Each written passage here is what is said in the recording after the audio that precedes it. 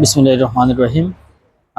বাংলাদেশ জাতীয়তাবাদী দল BNP chairperson, সাবেক তিনবারের মাননীয় প্রধানমন্ত্রী এবং বিএনপি চেয়ারপারসন বেগম খালেদা জিয়া দীর্ঘদিন অসুস্থ থাকার পর আজ ভোর 6টা এবার কেয়ার হসপিটালে শেষ নিঃশ্বাস ত্যাগ করেন। ইন্না লিল্লাহি ওয়া ইন্না ইলাইহি রাজিউন। ওমানে বাংলাদেশি মালিকানাধীন গালফ এক্সচেঞ্জ দিচ্ছে সেরা রেট। দেশে প্রিয়জনের কাছে টাকা পাঠাতে আজই যোগাযোগ করুন আপনার নিকটস্থ গালফ এক্সচেঞ্জে।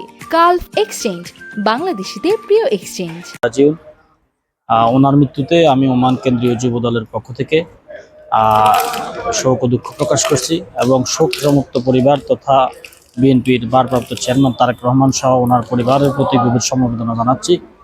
বিশেষ করে একটি কথা না বললে নয় যে 34 বছর বয়সে দেশনেত্রী বেগম খালেদা জিয়া দল এবং দেশের হাল ধরেছেন, স্বামীহারা হয়েছেন। এই 34 বছর বয়সে বাংলাদেশের অনেক মহিলা বিবাহিত জীবনেও পদার্পণ করেন না। তার যে সংগ্রাম, তার যেই ন্যায় নীতি এবং আদর্শ আপোষহীনতা বাংলাদেশে অবসরণীয় হয়ে থাকবে। বাংলাদেশ জাতীয়তাবাদী যুবদল কেন্দ্রীয় সংসদের বিপ্লবী সভাপতি আব্দুল মোনায়েম মুন্না, সাধারণ সম্পাদক নুরুল ইসলাম নয়ন ভাই ইতিমধ্যেই শোক প্রকাশ করেছেন। আমরা তারই ধারাবাহিকতা ওনাদেরকে ফলো করে বাংলাদেশ জাতীয়তাবাদী যুবদল ওমান শাখার পক্ষ থেকে গভীর শোক এবং দুঃখ প্রকাশ করছি। পাশাপাশি শোক সমাপ্ত পরিবারের প্রতি গভীর সমবেদনা জানাচ্ছি এবং দেশবাসীকে আহ্বান জানাচ্ছি নেত্রীর প্রতি।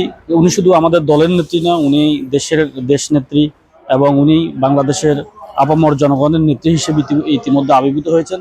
সুতরাং দেশবাসীর প্রতি আহ্বান থাকবে সবাই যেন ওনাকে সবার দোয়ায় রাখেন এবং আল্লাহ তাআলা যেন ওনাকে জান্নাতের সুউচ্চ মাকাম দান করেন। আমিন।